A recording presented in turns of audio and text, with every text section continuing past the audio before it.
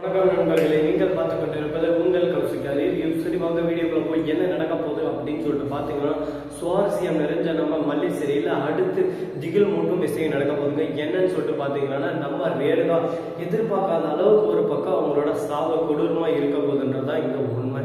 அதுக்கு முழுக்க முழுக்க காரணம் யாருன்னு சொல்லிட்டு பார்த்தீங்கன்னா மனோகரை பொறுத்த வரைக்கும் ரேணுகாவை கொல்லணும்னு எண்ணம் இல்லை.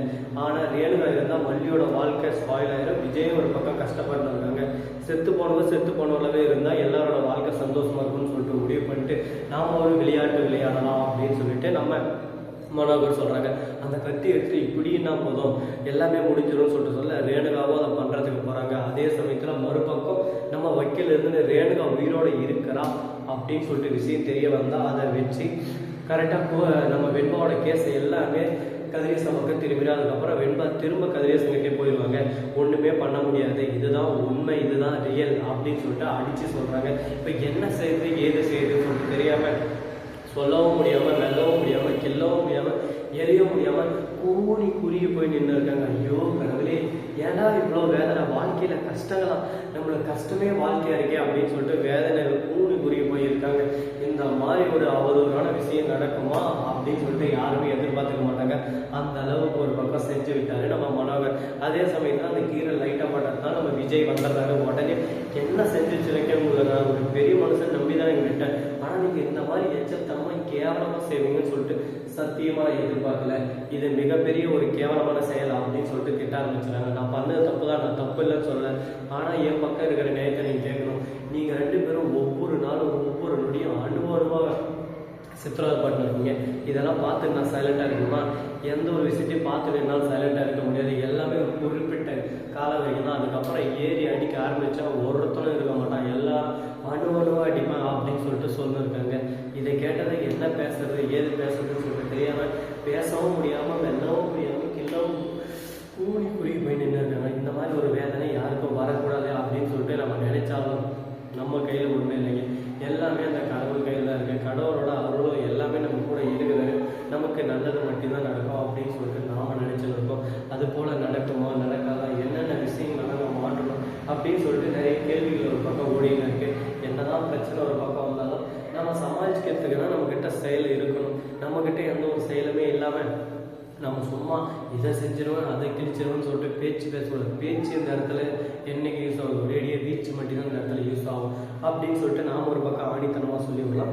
சரி, இந்த மாதிரியெல்லாம் ஒரு பக்கம் போயிட்டு இருந்தாலும் அதே சமயத்தில் மறுபக்கம் என்ன நடக்குதுன்னு சொல்லிட்டு பார்த்தீங்கன்னா, நம்ம கதிரேசனுக்கு இந்த விஷயம் தெரிய வருமா அப்படின்னு சொல்லிட்டு தான் இப்போதைக்கு கேள்வி. அப்படி தெரிய வச்சேன்னா அந்த நொடி வேற மாதிரி ஒரு பக்கம் தரமான சம்பவமாக இருக்கும். ஏன் எதனால் அப்படின்னு சொல்லிட்டு பார்த்தீங்கன்னா, நம்ம மனோகரை பொறுத்த வரைக்கும் ரேணுகா இறந்ததாக தான் இருக்குது. ரேணுகா உயிரோடு இருக்கான்னு சொல்லிட்டு தெரிய வந்தால் என் பொண்ணு இருக்கிறா, என் பொண்ணை கண்ணில் காட்டாமல் அப்படியே பொண்ணுலாம் சொல்லிட்டு சர்ச்சை கற்றுக்கிட்டு இருக்கீங்களா அப்படின்னு சொல்லிட்டு சண்டைக்கு போக ஆரம்பிச்சிட்டாங்க. என்ன பேசுறது ஏது பேசுறது எல்லாமே தப்பாக இருக்கேன்னு சொல்லிட்டு குழப்பத்தில் குழம்பி போயிட்டு இருக்காங்க.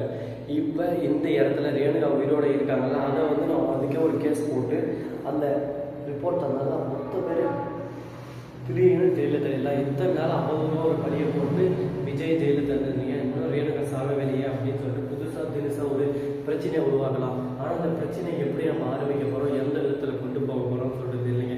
வாழ்க்கைன்னா 1000 கஷ்டம் நஷ்டம் துக்கம் துயரம் எல்லாமே இருக்கும்.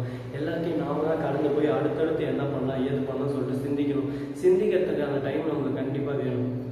எந்த ஒரு விஷயம் நம்ம யோசிக்காமல் செஞ்சோம்னா வாழ்க்கையில் வெற்றின்றது நிச்சயம் நம்ம கிடைக்காதுங்க. ஒவ்வொரு விஷயம் இன்ச்சு பை இன்ச்சாக யோசிச்சு இப்படி செய்யலாமா அப்படி செய்யலாமான்னு சொல்லிட்டு பார்த்து பண்ணால் தான் நம்ம வாழ்க்கையில் ஜெயிக்க முடியும். இல்லை இதுதான் உண்மை இதுதான் ரியாலிட்டின்னா வாய்ப்பில்லை ராசா, வாய்ப்பில்லை அப்படின்ற மாதிரி தான் நமக்கு ரொம்பவே கஷ்டமான ஒரு நிலைமை போடும். இதுக்கப்புறம் எந்த பிரச்சனையும் வராது, எல்லாமே சுமூகமாக இருக்கும் அப்படின்னு சொல்லிட்டு நாம் நினச்சிட்டு இருக்கோம். நாம் திங்க் பண்ணுறது எல்லாமே நடந்துட்டா எப்படி சொல்லுங்க பார்க்கலாம். வாழ்க்கைன்னா நிறைய விஷயங்கள் மாற்றணும் திருத்தம் எல்லாமே இருந்தால் மட்டும்தான் ஏதோ ஒன்று சாதிக்க முடியும். எல்லாருமே சாதிக்கணும்னு சொல்லிட்டு ஆசை இருக்கும், ஆனால் நினச்சவங்களாம் சாதிப்பாங்கன்னு சொல்லிட்டு பார்த்தா கண்டிப்பாக முடியாது. அதுக்கான தூங்காமல் அதுக்கான உழைச்சிட்டே இருக்கணும். அதுக்கான உழைப்பை நீ போட்டுக்கிட்டே இருந்தால் உனக்கான வெற்றி உனக்கு தேடி வரும். அப்படி நீ இல்லை நான் போட்டேன் அப்படின்னு சொல்லிட்டு இருந்தால் உனக்கான வெற்றி என்றைக்குமே உன்னை தேடி வர்றது எல்லாமே உனக்கு கஷ்டமாக தான் இருக்கும் அப்படின்றத நம்ம உண்மையாக சொல்லி அவங்க. ஏன்னா வேறு வழி இல்லை. சரி, முடிஞ்சதெல்லாம் முடிஞ்சிருச்சு. இதுக்கப்புறம் என்ன பண்ண போகிறோம் ஏது பண்ண போகிறோம் அப்படின்னு சொல்லிட்டு பார்த்தீங்கன்னா அதுக்கு முன்னாடி இந்த வீடியோ உங்களுக்கு பிடிச்சிருந்தா லைக் பண்ணுங்கள், கமெண்ட் பண்ணுங்கள், ஷேர் பண்ணுங்கள், டிங் டிங் மேலே தட்டி விட்டு போங்க. அப்போ தான் நாம் போடுற அடுத்தடுத்த வீடியோ உங்களுக்கு உடனுக்குடன் நோட்டிஃபிகேஷனில் வந்து கொண்டே இருக்கும். மிக்க நன்றி. தேங்க்ஸ் ஃபார் வாட்சிங். டாடா, செய்யும். நன்றி, வணக்கம்.